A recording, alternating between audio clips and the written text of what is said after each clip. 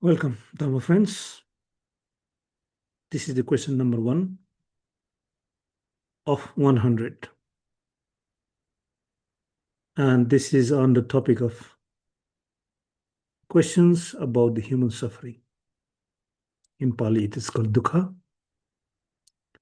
And the question is, why do humans experience dissatisfaction even when life seems good? This is a very typical and very, very common in this day. And what is this question? Why all these kind of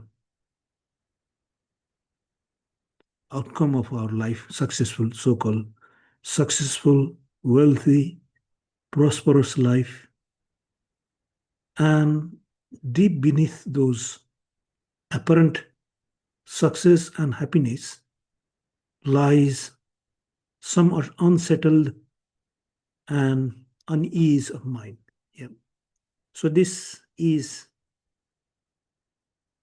question is going deeper beyond the sort of surface experience of pleasure and joy, some temporary gratification, taste of success, and why in the quietness of this mind, in the back of our mind, there is some unease, some agitation that keeps going on and on. So that's kind of subtle unease, subtle jolt, some sort of vibration that mind can stay still.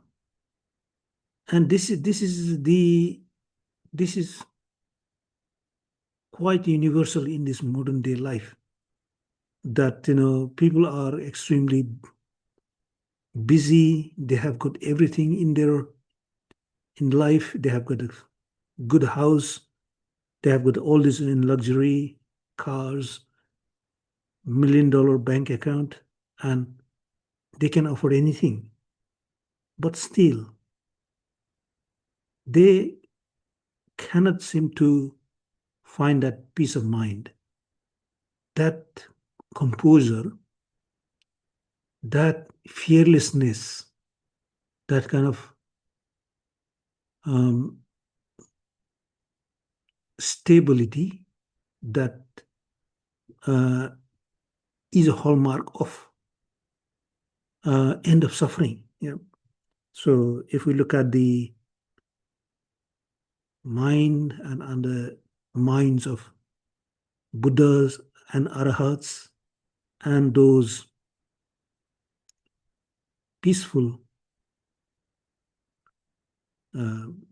beings who have fully understood the depth of the mind, how the unease, agitation, mental concerns, they arise, and how they can see the root of all those, what is called the mental proliferation, to be at the state of calm and composure.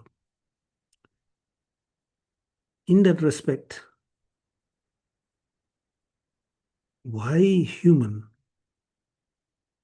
still cannot find that sort of composure, that kind of satisfaction, despite seemingly having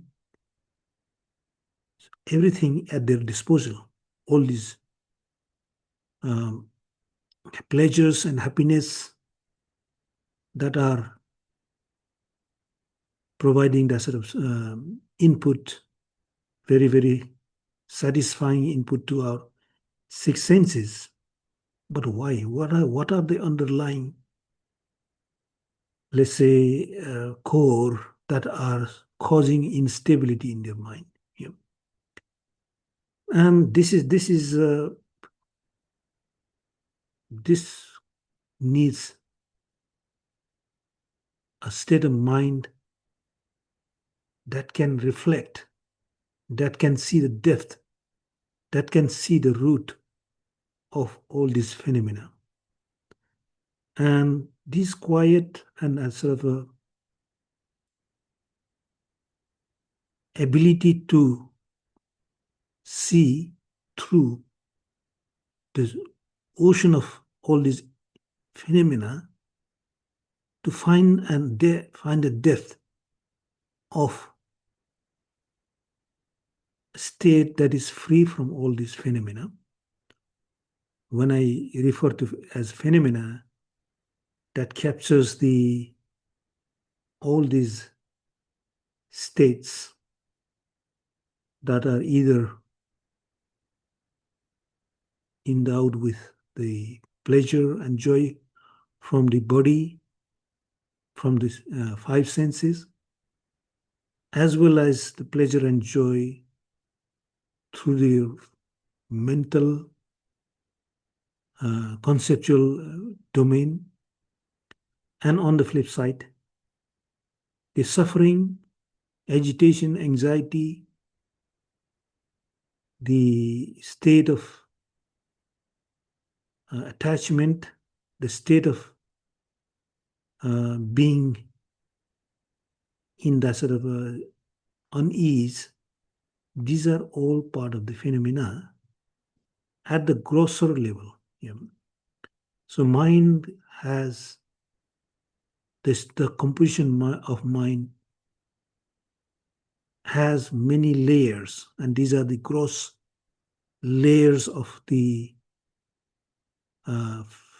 what is called the mental and bodily fabrications that are apparent to normal beings who have not accustomed to the development of mind. So the bottom line is human do experience dissatisfaction even after they have managed to achieve extreme success, extreme pleasure and joy from these six senses. These things do not necessarily mean they have found a composure of mind, a satisfaction that is not dependent on all these achievements through the body and through the mental fabrications. So suffering is embedded no matter what the achievements are. And these are the very, very important points to fully understand that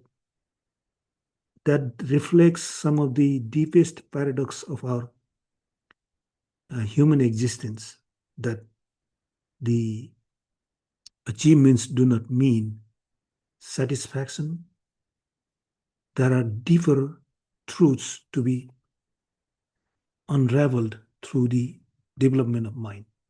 And this will lead us to the questions, further questions, and further elaboration, hopefully, which I will successfully try to give some of my understanding through my teaching and my studies and many years of practice.